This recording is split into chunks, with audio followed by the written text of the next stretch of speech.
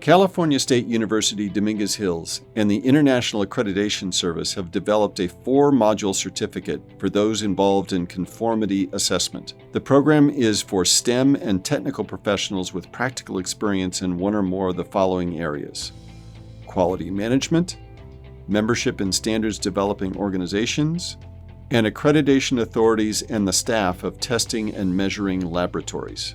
Module 1 covers conformity assessment principles and techniques.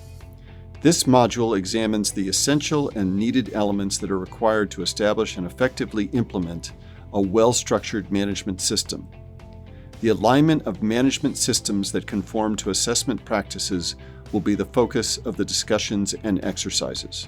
Module 2 will evaluate the various systems of accreditation. Accreditation systems will be broken down into their core components. Similarities among various accreditation systems will be evaluated for identifying and implementing a best practices scenario specific to an organization's needs. This module will address the systems of certification for products, management systems, and persons.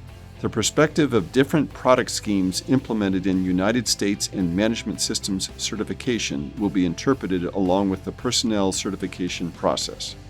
Module 3 distinguishes what is standardization, the need for standardization, elements of standardization, the process of standardization, and the organizational benefits of standardization.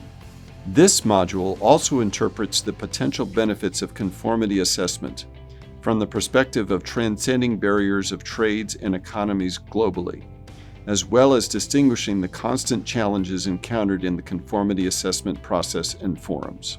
Module 4 identifies and explains the risk assessment process, including the determination of quantitative or qualitative estimate of risk related to a well-defined situation and a recognized threat or hazard.